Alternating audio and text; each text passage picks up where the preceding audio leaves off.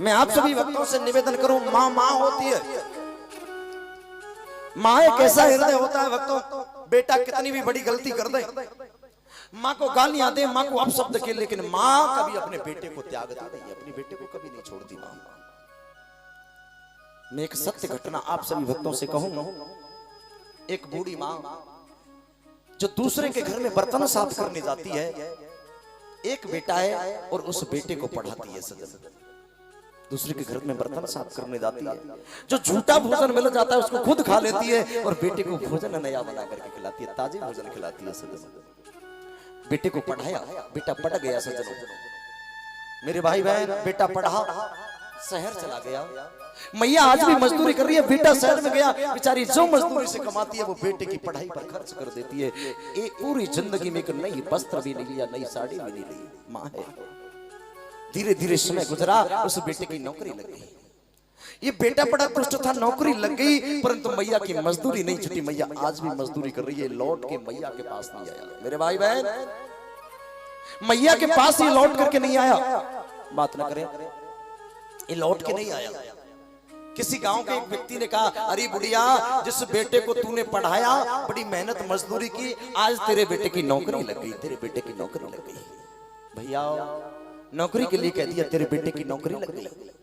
मैया को अभी भी संतुष्टि है, मेरा बेटा आज नहीं तो कल जरूर आएगा, मेरा बेटा लाला, मेरा लाला जरूर आएगा। थोड़े दिन और गुजरे भैया, ये बेटे के विवाह हो गया। किसी गांव के व्यक्ति ने आकर के कहा, अरे बुढ़िया, तेरे बेटा ने विवाह कर लिया लेकिन तुझे नहीं बुलाया। बेटे की नौकरी लगी, मकान ले लिया, विवाह कर लिया, उस दुष्ट ने मैया को नहीं बुलाया, जिस मैया ने मजदूरी करके बेटे को पाला, नहीं बुलाया।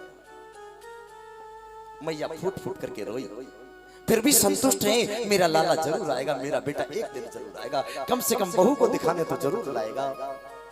और समय गुजरा, बच्चे पैदा हो गए। फिर एक गांव वालों ने कहा, अरे बुढ़िया, तेरे बेटे के पुत्र पैदा हो गया, बेटा पैदा हो गया, मेरा लाला बहू दिखाने नहीं लाया तो पुत्र को दिखाने जरूर लाएगा, मेरा लाला जरूर आएगा। अभी भी संतुष्ट है, ये माँ है। थोड़ा समय और गुजर गया, फिर कुछ गांव वालों ने आकर के समाचार दिया, अरे बुढ़िया, जिस बेटे को तूने मजदूरी करके पाला, तेरे बेटे पे इतना पैसा है, फिर भी तू आज मजदूरी कर रही है, दूसरे के घर में बर्तन साफ कर रही है, तेरा बेटा विदेश चला गया। जो ये बात सुनी भक्तों, मैया फूट फूट करके रोने लगी। और अब ये हृदय टूट गया, जो लाला इस देश से मिलने नहीं आया, वो परदेश से अब मिलने क्या आएगा, अब मेरा लाला मुझसे मिलने नहीं आएगा। खूब रोई, एक पत्र ले लिया और पेंसिल से पत्र में लिखा, मेरे लाल, मैंने तुझे मजदूरी करके पाला, दूसरे के घर में बर्तन साफ किए, झूठे बर्तन साफ किए, झूठी रोटी को मैंने खुद खाया, तुझे ताजी रोटी बना करके खिलाई। मेरे लाल,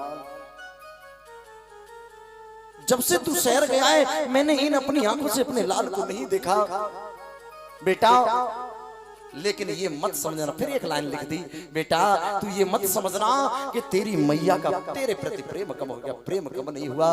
और फिर एक लाइन में लिखा, मेरे लाल, एक मुझे दुख है कि आज अंतिम समय पर मैं अपने बेटे के दर्शन नहीं कर पाई। आज मैं दुनिया से जा रही हूं, पर अंतिम समय पर अपने बेटे को देख नहीं पाई, ये मुझे दुख है। पत्र लिख दिया।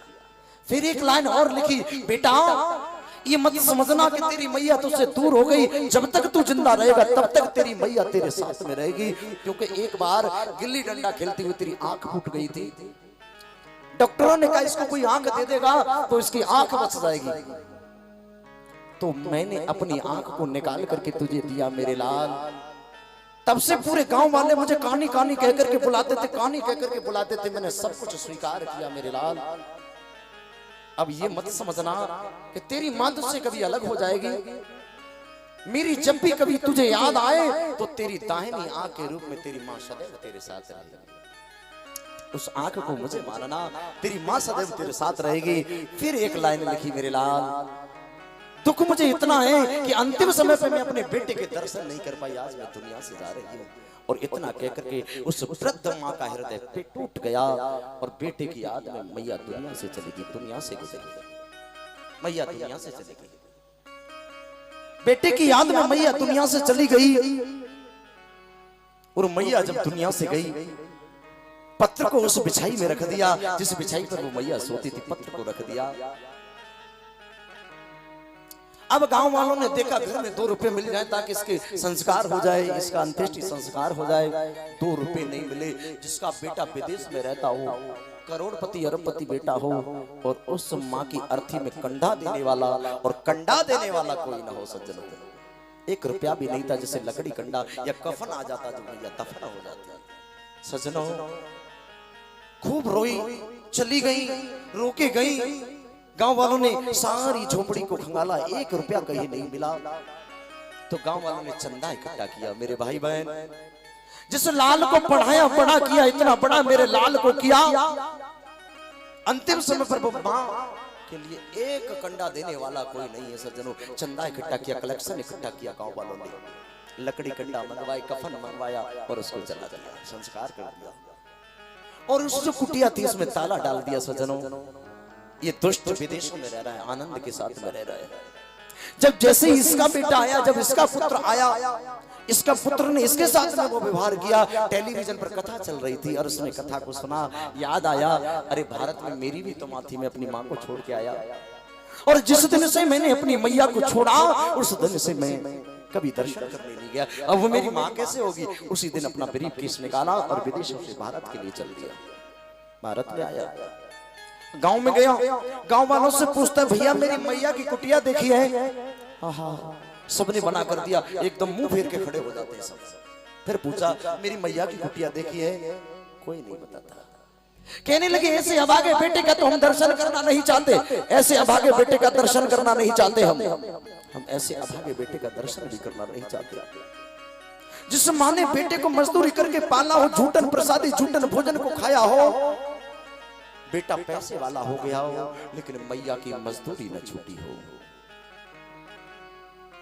आज तक मैया की मजदूरी नहीं छूटी। मैया मजदूरी करती करती दुनिया से चली गई। फिर पूछा, भैया हम हमारी मैया की कुटिया को देखा है, बड़ा सज्जन व्यक्ति था भाई बहन, और जब सज्जन व्यक्ति था कह दिया, दुष्ट तेरे जैसे अभागे बेटे के हम दर्शन करना नहीं चाहते। जिस माँ ने बेईमानी कर, जिस माँ ने मेहनत करके पाला और पढ़ाया बड़ा किया हो, मजदूरी करती रही हो, झूठन भोजन जिस माँ ने खाया हो,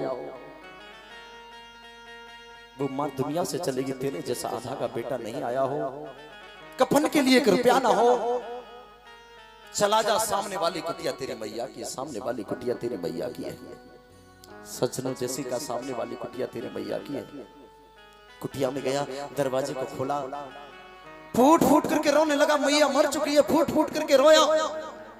अरे मेरी माँ, हवा तूफान आंधी व्यार के रूप में कहीं मौजूद हो तो तेरा अभागा दुष्ट बेटा आज तेरे सामने तेरे दर्शन करने के लिए आया मेरी माँ। अरे कहीं भी तू हो, एक बार आवाज दे मेरी माँ। खूब रोया और रोते रोते रोते रोते वो पत्र मिल गया। पत्र को पढ़ा, जैसे मेरे भाई बहन पत्र को पढ़ा, पत्र पढ़ के और ज्यादा रोने लगा, फूट फूट करके रोया। ये अभागा बेटा, ये अभागा दुष्ट लाल, जिस मैया ने मजदूरी करके दूसरे के बर्तन साफ करके मुझे पढ़ाया, आज अंतिम समय में उस मैया के दर्शन नहीं कर पाया। खूब रोया। लिखा था, बेटा दाहिनी आंख के रूप में सदैव मैं तेरे साथ रहूंगी। और ज्यादा रोया, इतना रोया, रोते रोते रोते रोते उस बेटे का प्राणांत हो गया। मेरे भाई बहन, जिस माँ ने 9 महीने तक तुम्हें गर्भ में पाला, आपकी पत्नी चली जाएगी, पत्नी मर जाएगी, दूसरी पत्नी मिल जाएगी, हो सकता है उससे ज्यादा प्रेम करने वाली मिल जाए, लेकिन माँ बाप और जवानी सज्जनों एक बार पत्नी दूसरी मिल जाएगी। जो पत्नी पहले वाली प्रेम करती है, हो सकता है उससे ज्यादा प्रेम करने वाली मिल जाए, और जिसकी जिंदगी से मैया चली जाए मेरे भाई बहन, वो माँ कभी दोबारा नहीं मिलती। 9 महीने बेटे को, बच्चे को गर्भ में पालती है माँ, 10 बच्चों को जन्म दे देती है, और 10 बच्चों से मिल करके एक माँ पाली नहीं जाती, एक माँ को भोजन नहीं दिया जाता। सज्जनों कहते हैं, मम्मी 1 महीने के लिए मेरे तरफ आ जाओ, 1 महीने के लिए भैया की तरफ चली जाओ। माँ को पाला, माँ कितने बच्चे को पाल देती है, मजदूरी करना पड़े, मैया पालती है। मेरे भाई बहन, मेरा निवेदन यही है, जिस माँ ने 9 महीने तुम्हें गर्भ में रखा, जिस पिता ने नाजों से तुम्हें पाला, और तुम पत्नी के चक्कर में आई, संसार के चक्कर में आकर के मैया और पिता को भुला दिया, और मरने के बाद जाकर के तुम श्राद्ध और तर्पण करोगे। बोलो, ऐसे श्राद्ध और तर्पण से हमारा कल्याण होगा। जिए माँ बाप से दंगा किया तुमने, और मरे बाप गंगा पर पहुंचा दिए। जिंदे माँ बाप की सेवा करो, मेरा एक निवेदन है भाई बहन।